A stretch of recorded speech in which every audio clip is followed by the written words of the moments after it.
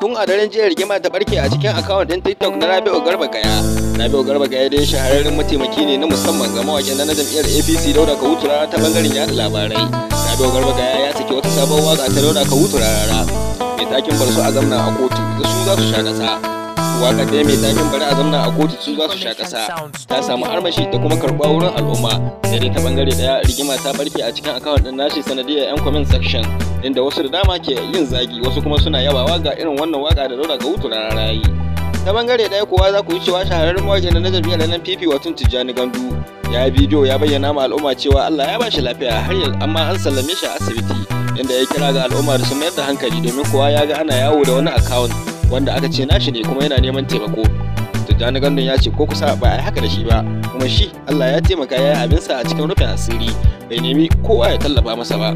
To jama'a barkanku da yau, barkanku da sake kasancewa da mu a cikin wannan shirin. Ga dai labarun ɗaya bayan ɗaya. Idan yau ne ka fara zuwa wannan tashar tamu, kar ka manta ka daure ka danna mana subscribe da cigaba da samun shirye-shiryen mu cikin lokaci.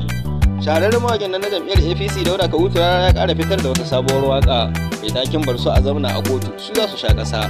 Wannan waƙa da Dauda Kahutu Rarara ya fitar a daren jiya ta janyo cece-kuce musamman a cikin social media, inda Rabi'u Garba Gaya ya yi posting ɗinta a cikin akawun ɗinsa na TikTok, wanda al'umma da dama suka yi masa raddin wannan waka.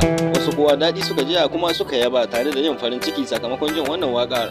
Wannan wakar dai masana waka sun ce akwai habaici ciki da zambo, kuma wanda duk akan zababben gwamnan jihar Kano ya kare sai mai gidansa wato jigon tafiyarsa Dr. Rabi'u Musa Kwankwaso, duk da yake ba a kira suna karara ba bayan Abba da ake kira a cikin wannan wakar, amma fa masana halamuran waka sun tabbatar da zambo ne da kuma yanayi na waka da ake kiran sunan mutum ba tare da an tabbatar da shi ake ba.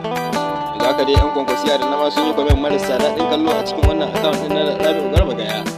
Kuma duk a cikin wannan labarin za ku yi cewa Tijjani Gandu ya bayyana ma manema labarai cewa ko yanzu an sallame shi daga asibitin da yake kwance yana shan magani, an mayar da shi a gida, inda Tijjani Gandu ya yaba ya gode da jarumai da kuma 'yan kasuwa da 'yan siyasa wayanda suka kai mai ziyara a asibiti. Kana Tijjani Gandu ya ƙara gargaɗi ga al'umma cewa ya ga wani akawun yana yawo da sunansa akan cewa ana nema masa tallafi.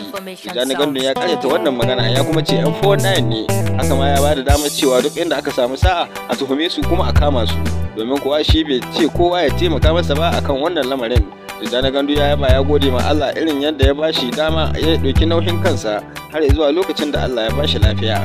To madalla, ƙarshen wannan rahoton kenan. Idan yau ne ka fara zuwa wannan tashar tamu, to kar ka manta ka daure ka danna mana subscribe don jiwar samun shirye-shiryen mu cikin lokaci.